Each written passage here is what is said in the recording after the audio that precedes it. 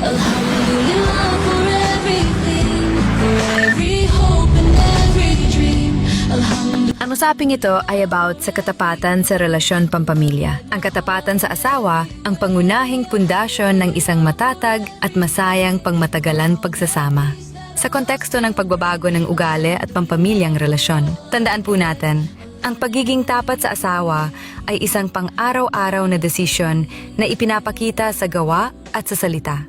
Ang katapatan sa asawa ay ang buong pusong pagbibigay ng iyong tiwala. Ganito po yan, para maunawaan natin, para muling makuha o mapatatag ang tiwala ng iyong asawa. Kailangan mong tandaan na ang tiwala ay hindi nakukuha sa mabilisang pangako.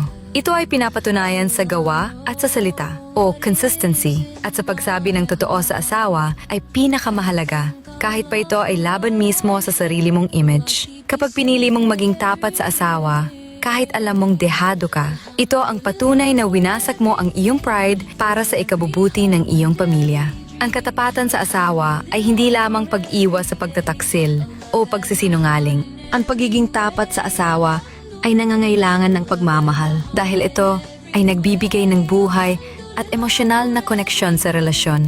Dahil ang haligi ng katapatan ay ang pagmamahal upang manatili itong buhay. At hindi ito basta-basta at madaling mabuwal sa gitna ng mga pagsubok sa buhay mag-asawa. But remember, the man is the pillar of the family and the woman is the light of the home. Kasi po, kapag walang katapatan sa isa't isa, the pillar will fall and the light will go dark. Tandaan po natin, ang pagbabago ay nasa atin mismo magmumula. Kahit gaano pa kaganda ang payo ng ibang tao o asawa, hindi ito mababago ang iyong ugali at asal kung hindi natin ito personal na pagdedesisyonan at panindigan.